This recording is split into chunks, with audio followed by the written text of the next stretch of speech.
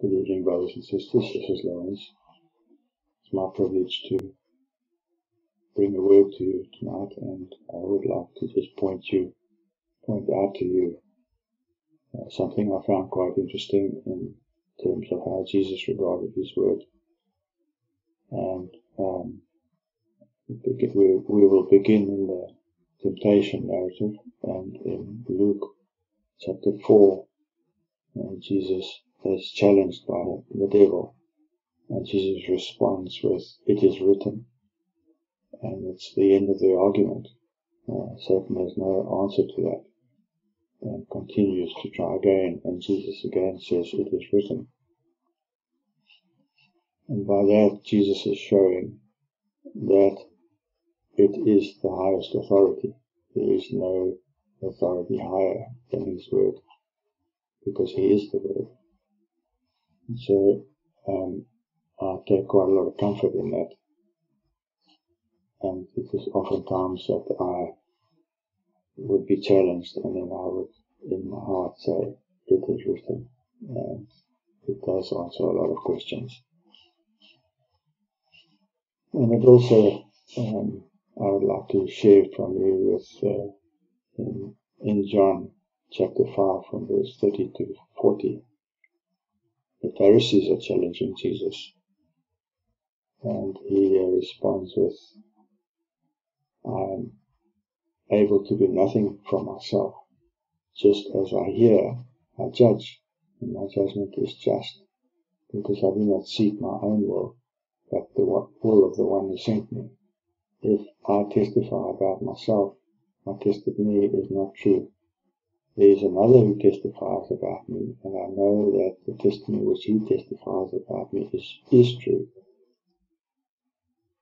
You have sent to John, and he has testified to the truth, and I do not receive testimony from people, but I say these things in order that you may be saved. That one was a lamp which was burning and shining, and you wanted to rejoice for an hour in his light. But I have a testimony greater than John's, for the works which the Father has given to me, that I should complete them. The very works I am doing, these testify about me that the Father sent me. And the Father who sent me, that one has testified about me. You have neither heard his voice at any time, nor seen his form, and you do not have his word residing in yourselves, because the one whom that one sent is the one you do not believe.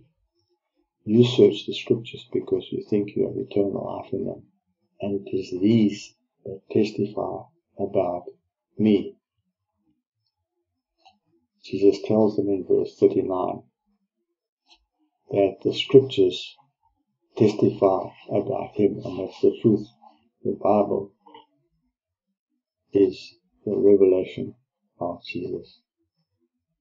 And again in Luke 24 from verse 13 to 32.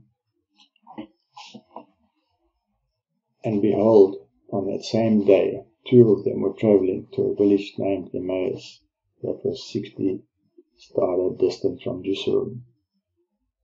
And they were conversing with one another about all the things that had happened.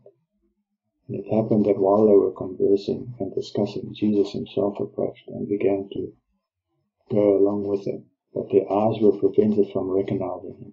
And he said to them, "What are these matters that you are discussing with one another as you are walking along?" And they stood still, looking sad. And one of them, named Cleopas, answered him, "Are you the only one living near Jerusalem, and do not know the things that have happened in these days?" And he said to them, "What things?" So they said to him, "The things concerning Jesus the Nazarene, the man who was a prophet, powerful indeed and word before God and all people, and how our chief priests and rulers handed him over to a sentence of death and crucified him. But we were hoping that he was the one who was going to redeem Israel. In addition to all these things, this is the third day since these things took place. But also some women from among us astonished us, who were at the tomb early in the morning, And they did not find his body. And they came back saying they had seen a vision of angels who said that he was alive. Some of those with us went to the tomb and found it is like this. Just as the woman had said, but they did not see. But him they did not see. And he said to them, "Oh, you slow in heart to believe in all that the prophets have spoken. Was it not necessary that the Christ suffer these things to enter into his glory? Beginning from Moses and all the prophets, he interpreted to them the things concerning himself in all the scriptures." And as they drew near the village they were going, he acted as though he was going further, and they urged him strongly, saying, "Stay with us. It's getting toward evening, and by this time of day is far spent." And he went to stay with them, and it happened that he reclined at the table with them. He took bread and gave thanks, and after breaking it, he gave it to them. And their eyes were opened, and they recognized him, and he became invisible to them. Now we see in this account, and in verse 27, starting at verse 25, he said, "O foolish and slow in heart to believe all that the prophets had spoken." So he's pointing them to everything that the prophets spoke and prophesied of his coming and the things that were going to take place.